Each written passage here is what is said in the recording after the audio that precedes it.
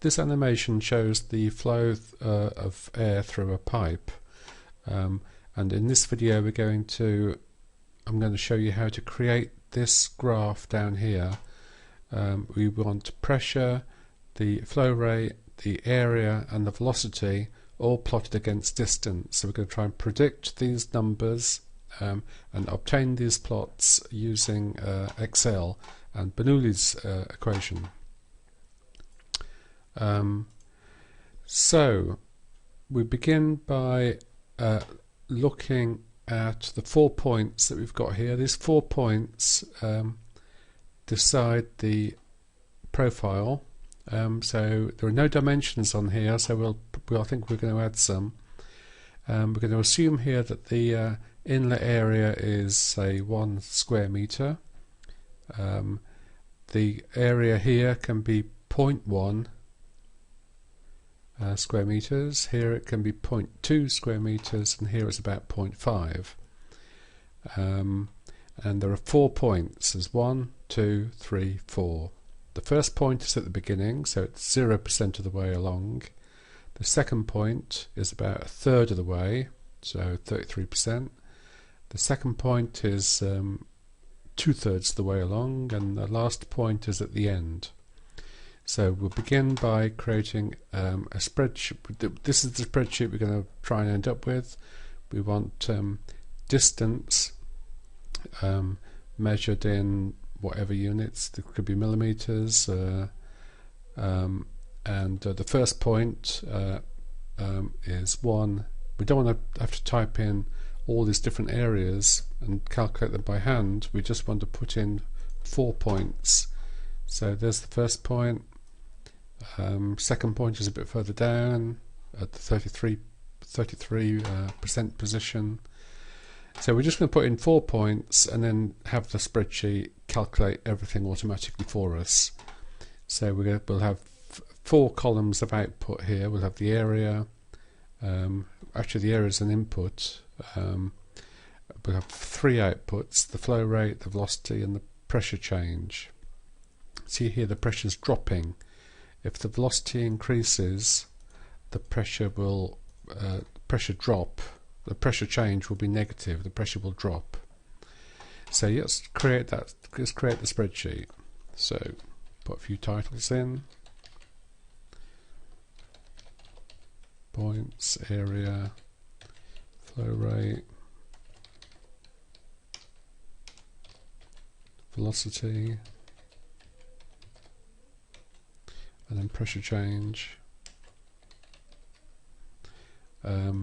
Call that one X. The Y value is the point.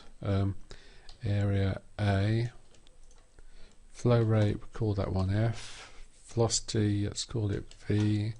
And the pressure change is delta P. The D means small change in pressure. Let's format that with a line.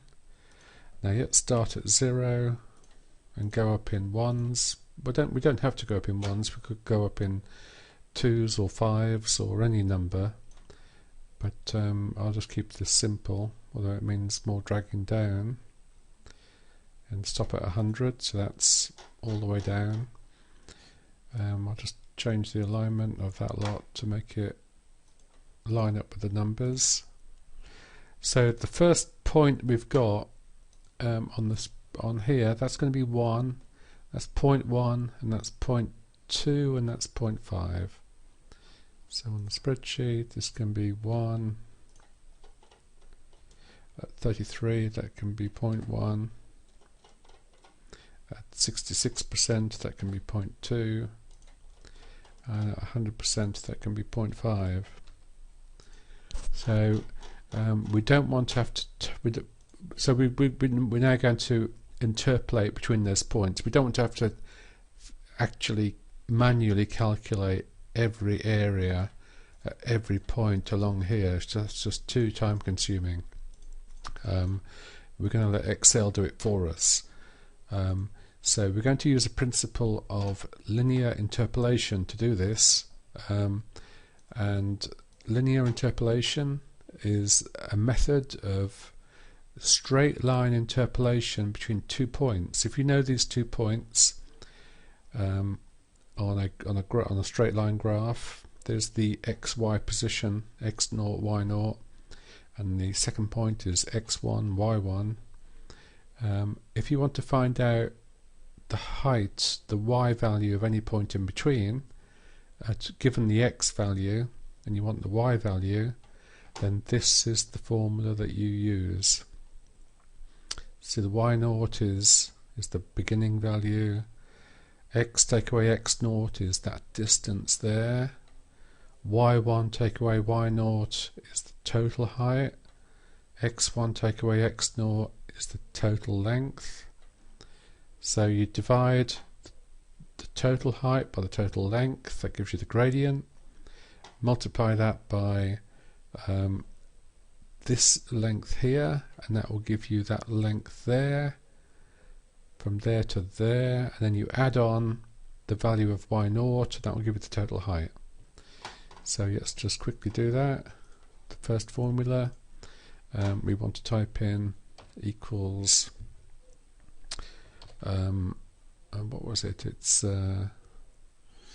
that, take away the first point, which is $A, $3, divide by the total length, and the first one crosses at 36. See that 36? 36. Oops, I've just deleted it. Let me put that back in.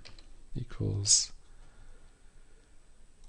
A3, take away $A. Let me pause this while I just type it. Okay, that's given us the proportion of how far we are along the line, and then we times that by the B, which is the y values on the graph. So this should change, so it's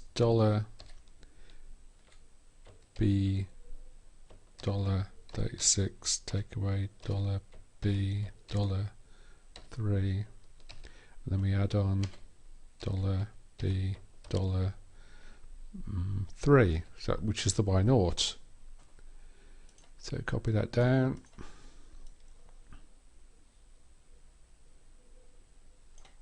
And it's worked. It's got us from, just reduce number of decimal points. Okay, 2 decimal points. So the area now goes from 1 all the way down to here. And we haven't calculated it by hand. Excel has done it for us. The next point is point 2. So we're going to copy that one. That is at 69. So all we do here is change the 36's to 69, and the 3's become 36's. So I'll just do that. Okay, I've done that, and so we now have 69's and 36's because they're our new control points. Copy that down, and we get to there, and we've got the wrong number here. That should be 0.2. Oh, what's gone wrong with the formula? 36.